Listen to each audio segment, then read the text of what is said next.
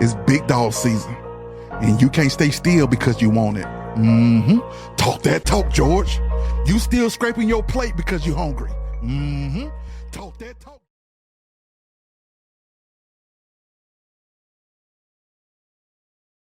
I'm so glad all of you are here. You are four of my favorites.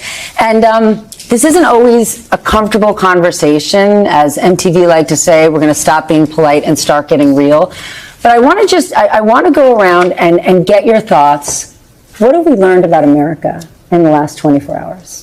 I think, the idea that Donald Trump is a cause as opposed to being an outcome is really important, I think, to think about, because it lets Americans off the hook for taking responsibility for all of the various dynamics that have given rise to Trump. And that's not to say he's an accelerant. He's an accelerant through social media. He's an accelerant through the religious attachment that he has to his voters. It's not a party. I think it's cultish, but it's also, Michael and I were talking about this earlier, he has a religious connection, I think, to his voters, in the same way that you can talk to a Catholic about the scandals in the church, or a Jew about the scandals at the synagogue, but they will say, I can deal with those, but I'll still remain this person. And Trump people don't care about all of the grotesque scandals that have surrounded him, because... But this was more than just Trump zealots. Well, because the church is growing. And I think, and these folks feel seen. And these are folks that both parties, I would say, starting in the 1980s, stopped talking to. Middle class, working class people who saw the foundations of the American dream pulling out from beneath them. And the Democrats, I think, starting in the Clinton era, went in a different direction. And the Republicans never talked to them until Donald Trump rolled along. And Donald Trump pretends he cares about the future of working Americans. And that's in the art of the deal. It's in a slot machine in a casino. And it's in his completely grifter approach to talking about hope and aspiration to his base. But he's talking to them about it. And he talks to them about it in a way where they feel recognized, whether they are male Latinos or white male workers, or Republican women who didn't break because of abortion. They split their vote. They voted for, ballot protections for abortion, but they stuck with the GOP. And I think that's the fun. And I'm a rookie, right? But in terms of politics, but I think the emotional connection a candidate has to his or her base is the most important thing. It transcends policy, and Trump has that. And so I think what we're seeing is now in 3 cycles, he's growing the constituents that feel that he speaks for them. What do you think we learned about America, right? Not about Donald Trump's campaign or Kamala Harris, who ran a very good campaign, and all that Tim just laid out about his base and his connection. The Democrats knew, and they went everywhere and they did everything. So it's about us. So I loved your opening. You did. Oh my gosh, that is so up my alley. Thank you. I love that, because we are effing around and we're about to find out. And the reason is, you phrased the question, what did we learn about America? Nothing. No one learned anything. Because, meaning the institutions in the press, the media, the institutions of politics, even the Republicans themselves as an institution, they're just on the ride. They're just kind of like with Donald Trump going, oh, okay, where we going? He's the one who's pulling this. And you know why he's pulling it? Because Donald Trump answered one very, very important question that nobody else has been able to answer. And I raised this with you, and I think we've talked about it, David. Focus group 2016 fall. In New Hampshire, white female, mother of 2, divorced. Asked the question, why are you so adamantly supporting Donald Trump? You know what her answer was? Because he's just like me. Mm-hmm. And in 10 years, the press, the media, the institutions of government, whatever, have not been able to understand why she would say that. Why would that woman in New Hampshire look at this man from Queens with the bronze skin and the gold toilets and claiming to be a multi-billionaire, say he's just like me? That is the core of what happened last night. It was the consummation of the country collectively saying in unison, yeah, he's just like us. And that's going to be the challenge going forward, breaking down and understanding. That's why I love the way you set this up, because you want to get to the why. And no one is bothered with the why. In politics, from my very beginning in politics, I learned from Marion Barry, if you don't know why, they will go to the polls. Thank and God. I thought you were going to tell us he taught you the No, that's another conversation. No, but everybody goes sideways on Marion, but he was one of the most strategic and smart political people. He understood his community. You know why that's true? Because you don't get caught smoking crack in a hotel with a prostitute and get reelected. Not at that time. I mean, we're not talking the Trump era. We're talking back in the early 90s. So the understanding of the why is what we have to do now, because the country has moved us in a direction where it's going to force us to answer the question, to figure it out. Because what Donald Trump has planned, but more importantly, the people around him have planned, is going to be critically important to understand the why, if you're going to be able to deal with some of that. Because you don't want the country to accept the otherism of folks. You don't want the country to sign off on rounding up people and shipping them out or stripping away their birthright citizenship. You don't want the country to buy wholly into that. Right now, they're just kind of, like I said, like the RNC, just kind of riding along and say, okay. But at some point, they want to take the wheel.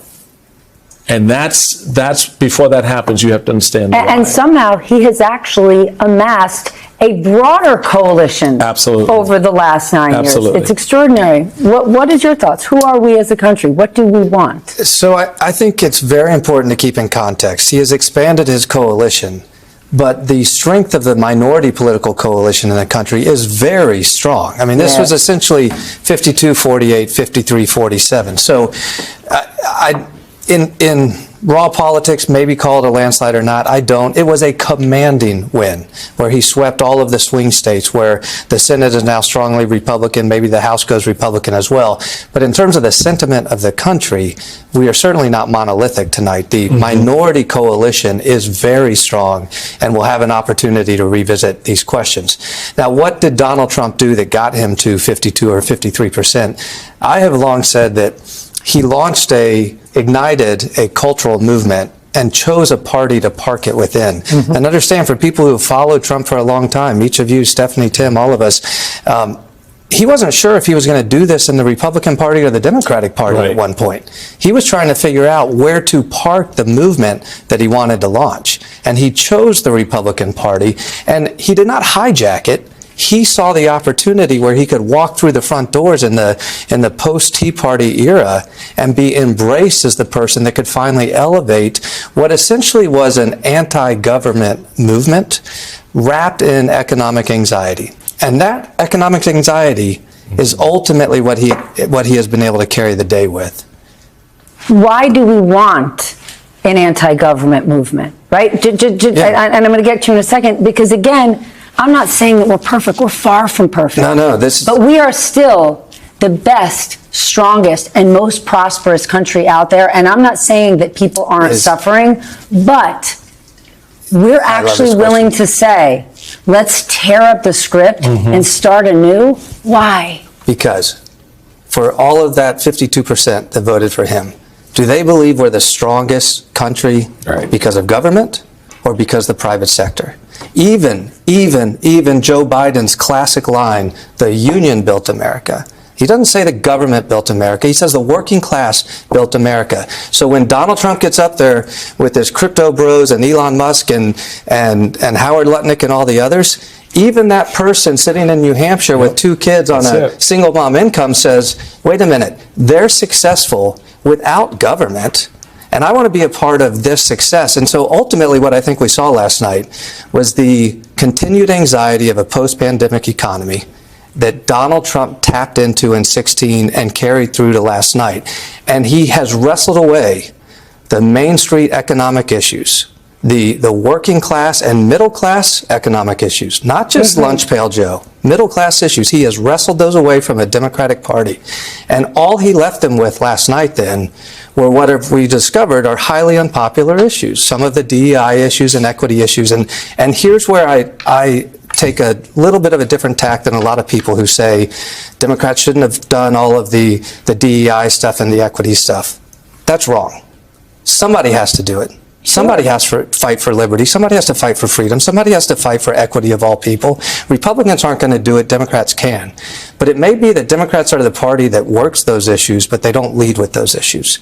And there is somebody who already figured out that formula of solving economic anxiety and also addressing equity issues without leading with them. And you know who that person is? I'm dying to know. Joe Biden. Yeah. Joe Biden. Joe Biden in 2020 solved this. And what happened... And he could speak about it colloquially. He could, and he went into the union halls, and he wasn't talking DEI, he was talking economic issues. Right. But they also knew he was going to fight for their kid if their kid had an equity issue that they deserved freedom on.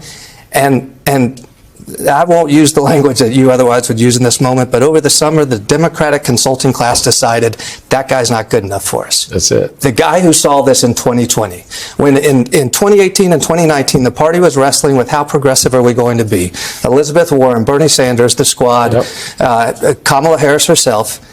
God bless them, they were wrestling over these progressive issues, and James Clyburn said, you know what, Joe Biden's the guy that can build this coalition on union economic issues and also bring everybody along on equity and freedom. And the Democratic consulting class this summer said, we're done with that guy.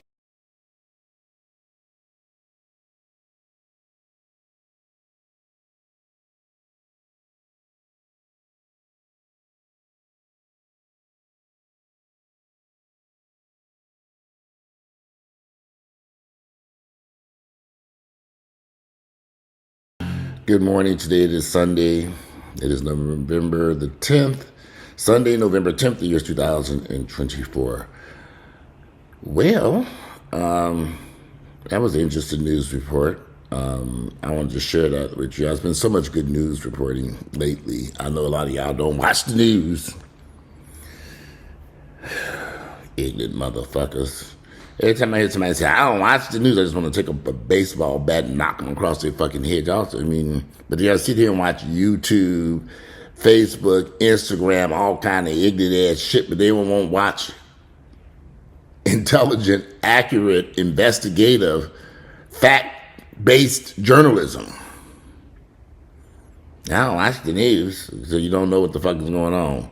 A lot of my family members don't watch the news. My nieces and nephews, my sisters, brothers, mother, none of them. They don't know anything about what's going on. Nowhere. They don't know anything about what's going on in America. Nothing.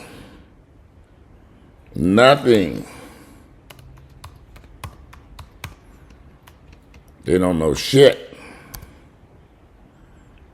Nothing. They be so lost. I grew up in a household with I've said this 1,000 times, as a Jehovah's Witness. I was born into that mess. My mother, when I was born, I started going to the Kingdom Hall when I was a baby. This is in the 1970s, so my mother had probably been involved in the Jehovah's Witness religion since the early 60s at that point. The Jehovah's Witness religion goes back decades, centuries. So, well, not centuries, but decades. The Jehovah's Witness religion wanted to indoctrinate you and get things into your head.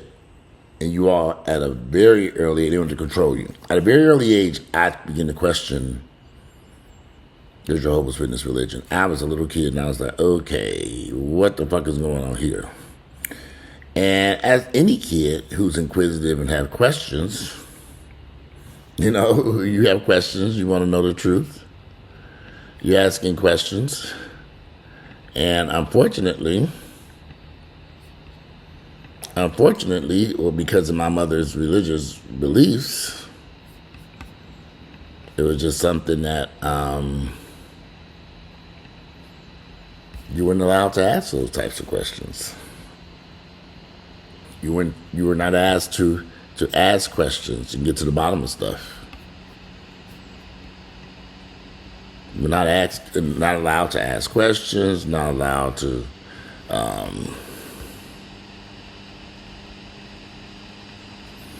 not allowed to find answers to questions, not allowed to question Jehovah's Witness religion. It was just a really bad situation that until it reached the point when one day me and my mother got into it, and I was a little kid, and I was just telling about how I felt about this stuff. I was just warning her. My mother backstabbed me. I flew across the bed. I remember saying that if you ever question our religious beliefs. Now, if anybody knows who knew Walter Hammond back then, I wasn't scared of my mother. Even if I must have got more beatings than anybody. I remember later, although I flew across the room and landed on the other side of the wall, I remember saying, it was fake. It was fake. I knew that as a little kid. And I couldn't wait to get far away from that fake mess. Could not wait. Could not wait. Could not wait to get as far away as I could from that fake mess.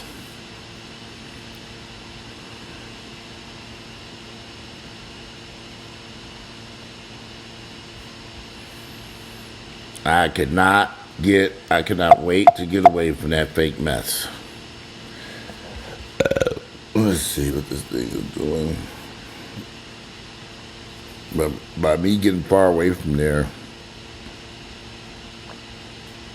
I was able to chart myself a different life.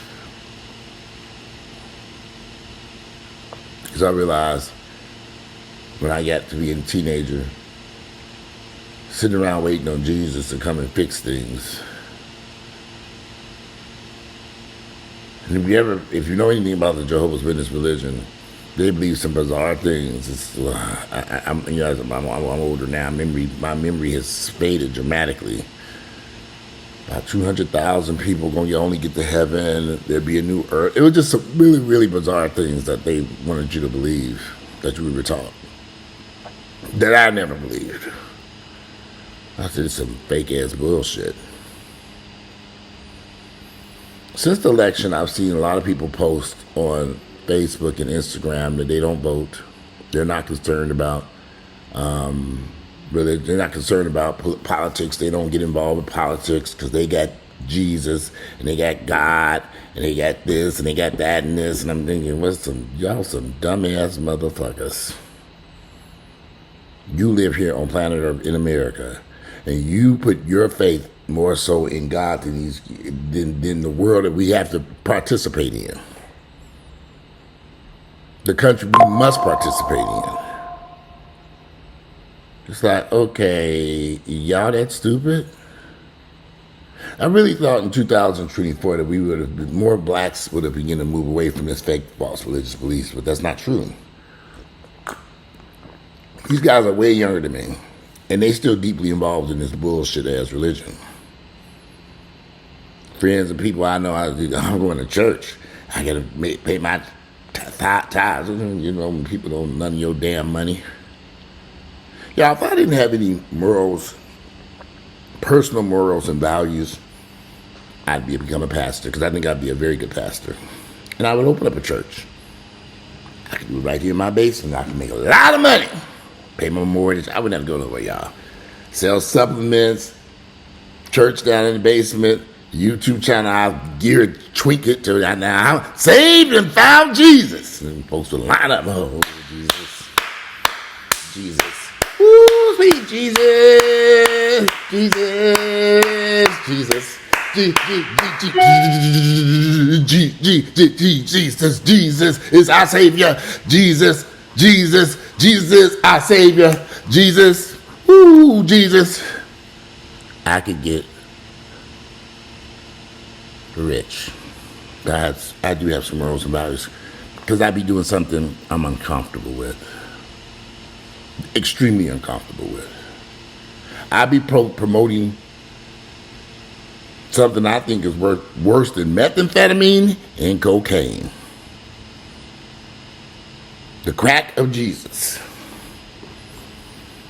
The Crack of Jesus.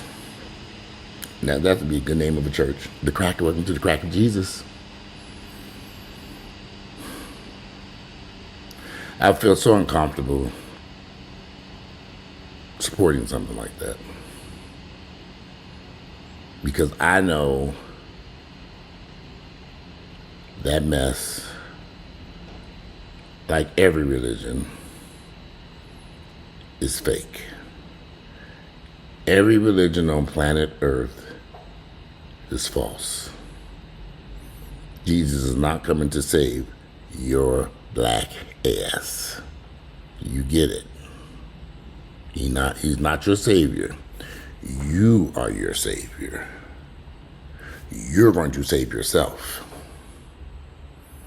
To a lot of my nieces and nephews, I don't know how this happened, but somehow or another they ended up really religious. Maybe instilled by their mamas, my sisters, my grandmother, my mother, their grandmother. You know, I sit back in shock and like, I believe in this mess. Look at you all's lives. They're actually waiting for somebody to come and save them. Instead of getting up and figuring out and doing something positive. And I try to push them in the right direction, but they don't want to hear shit I got to say. They don't want to hear me. They don't want to hear nothing else you got to say. They just don't. So what can I do? They don't want to hear shit I've got to say. They don't. They don't want to hear anything.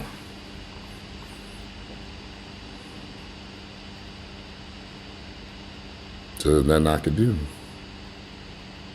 I lived with Earl since 1996. When I first met Earl in the early 90s, 1996, brother, when we started dating. And unlike some people, you know, sometimes I jokingly say, yeah, if I can turn back time, it would have been nice, but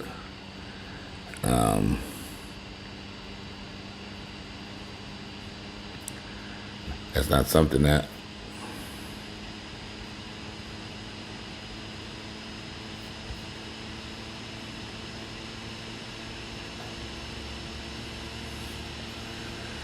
so I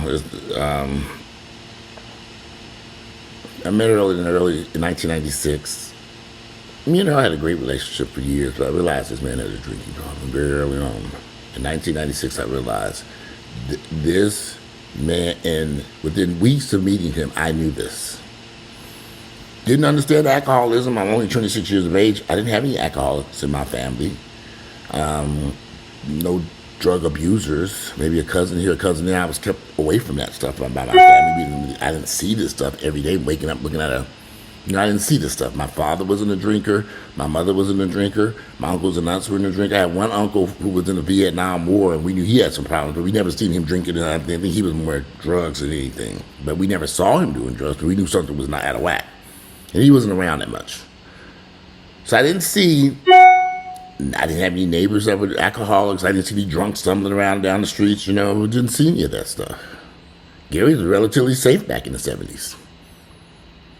So when I met Earl, and throughout the 70s and 80s, I was in Cincinnati, Ohio with my mother and we graduated high school. I didn't see any of this stuff. But when I got into the gay community, I get to know that people drank a lot. But I wasn't around people like that. My friends, they drank occasionally, but they weren't drunk. It wasn't until I met Earl that I said, whoa. I was kind of used to drinking on the weekends. We'd go out to the club, have a drink or two, that's it. But this man Earl would show up in my home throughout the week, drunk, get off from work, and literally, by the time he got off work and got to my house, he was drunk. Just reeked of alcohol. And one day, just casually, I said, man, we got nothing. I said, you drink a lot. Gosh, you drink a lot. And I wasn't saying anything bad. I was just an observation. Earl jumped up off that damn couch. You're not going to tell me what to do. My mama doesn't tell me. Nobody tells me what to do. Not even my mama. He ran out of the apartment, slammed the door. I was cooking dinner. And we had dinner. I was kind of like, well, we had no cell phones back then. That was, if I had known Maya Angelou's quote, when someone shows you who they really are, believe them the first time. I never heard that quote at that point in my life. Maybe she hadn't stated it. Maybe I missed it. We really didn't have no internet back then. The internet was just getting started. I mean, literally, I don't even think we had American Online in 1996. Couldn't have. Did we? Maybe. Dial-up. I had a home phone. I had 2 lines. I had one for my fax machine and computer in my bedroom. I had a main line, but we didn't really have cell phones like we have now. So I don't know. But the point is just that over the years, I tried so hard to get Earl to seek professional help for his alcoholism. Once I woke up and said, okay, this is an alcoholic. And he wouldn't listen to me. Because he kept praying and reading the Bible, and Jesus is going to come, and God this, and Jesus that, and God this, and Jesus that, and God this, and Jesus that, and God this, and Jesus that, and God this, and Jesus that, and God this, and Jesus that. Yeah, I could do some songs over here for y'all about that God, fake God, and Jesus bullshit you niggas believe in. They ain't did nothing but destroy your lives. Destroy your lives. Said this man going to get some help. Every hospital he went to, every doctor, nurse, everybody warned him, hey! They were sounding an alarm. Ding, ding, ding, ding, ding, ding, ding, ding, ding, ding, ding, ding, ding, ding, ding. This is going to kill you. He was warned repeatedly. Warned over and over again. Consistent hospitalizations. Sick, you're going to, just all these problems. Do you think he listened? You think you heard anything I had to say? No.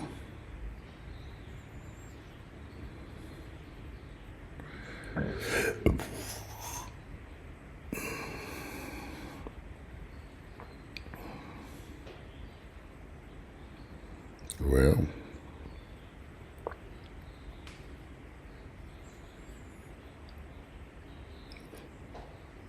these people who voted for Trump were warned repeatedly, this man is not good for you.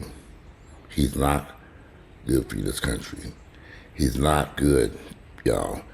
They showed you, there were so many people, Republicans, ex-Republicans, members of his own staff that worked in the White House with him. So many people said, hey, they were ringing alarm, ding, ding, ding, ding, ding, ding, ding, ding, ding, ding, ding. You think these motherfuckers listen? They didn't listen. They were warned. Repeatedly. Repeatedly they were warned. Because nobody listened, we about to find out. We all, unfortunately, part of this country. We can't. I've been looking at other places out of the country. For the past year or two, I've been looking at various places. I wanted to buy some. Home prices have come down somewhat in the condo market in Florida, but I think I've been looking further south in Florida. I've seen stuff in Tulum I found very reasonable. Down in Mexico. There are some things that I'm considering. Nothing to do with the Trump election. Some of it is to do with the Trump election, since we tell them a lie. But this is something I've been considering for quite some time. Something I wish I had done before I purchased this big-ass house over here. Rosie didn't come this week, so I had to clean up the last 2 days, which wasn't bad. It just kind of took my time. Now I was actually moving some stuff around. Shifting some stuff around into storage and into the trash can. I believe in decluttering houses. And I don't want to just go through and say, okay, this is junk. We ain't touched this in 3 years, into the trash can. I got a pile of shit, it's junk, to the dumpster. Get rid of that down. I don't down like a house cluttered with all this damn junk, news and mail, all this shit. What is this shit? Throw it away. When I take mail out the mailbox, I go straight to the trash can. Trash. Get rid of it. You have to bring that shit in the house because you'll never get it out. I declutter when bills are paid. I go pay it off the strip, but throw that shit in the trash. Yeah, I was in here decluttering this house. So we went to these cabins and everything. I got one of them big ass trash cans. There was so much trash I threw out of here. I said, okay, good. Food we ain't ate in years.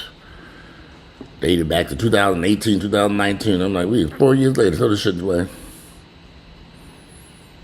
You're in this house sometimes, just like, okay, let me start decluttering. And next up is this damn garage, because there's a bunch of shit in there. I got even a brand new TV in a box in there, big old 80-inch TV, to get rid of it.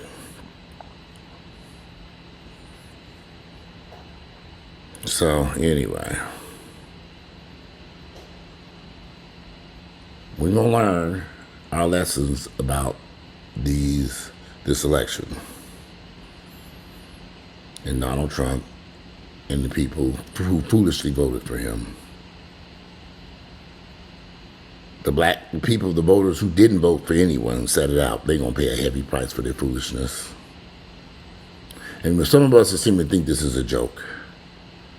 Some of y'all have no clue. Either y'all don't believe in picking up a history book and reading and see what other countries have gone through. Y'all don't think it can happen here? Okay.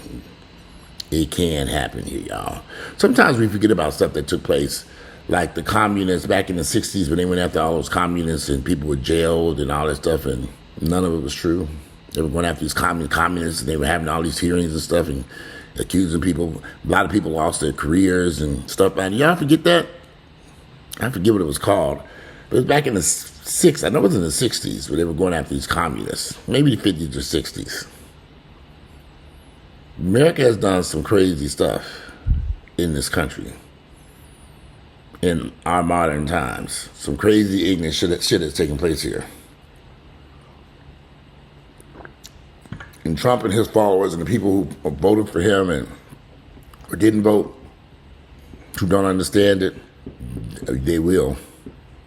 It's just a matter of time. These people voted for their own demise. They voted for their own, when they said Trump was a fascist, they meant it's the truth.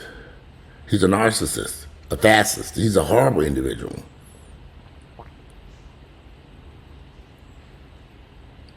But he's the new president, and he's going to have a good damn time, because they put him in office. And this is going to be much different than the first time he was around, because this time, oh boy, he's going for the gusto. He knows what he can get away with. He didn't get away with a lot of shit in the last 4 years long. Wait till he gets in there and starts. He said he was going to commute those people, or pardon all those people who were involved in that January 6th thing at the Capitol. He is. Y'all don't be believing that man, but I believe every word that comes out of his mouth. He gonna pardon all of them people immediately. And that's just gonna give them the strength. Oh, we can do it again. Yep.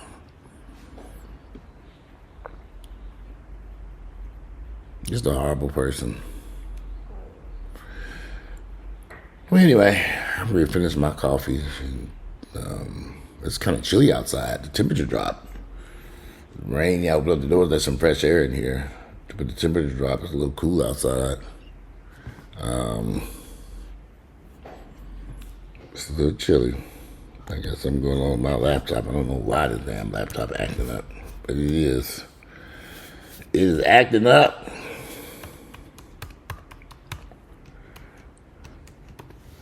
I don't know why, but it is.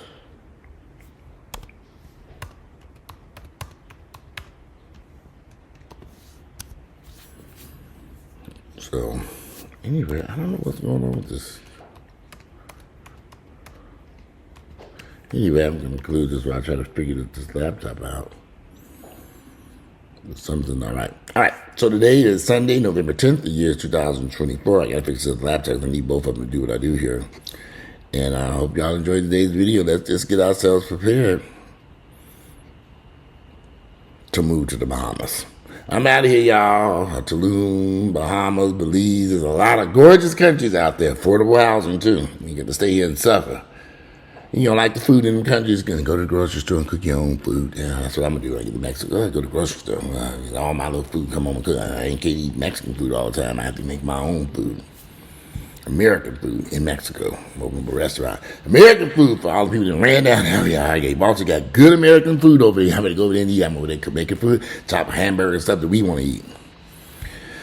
Anyway, today is Sunday, November 10th, the year is 2024. I got a lot I need to do over here with my declutter. Anybody? I do have a brand new TV in this garage. I don't know what I was going to put it in this house someplace, but I think I'm going to sell it. You want a brand new TV in the box and you got a truck and you come get it and let me know because that thing needs to go. All right, I'm out. Bye.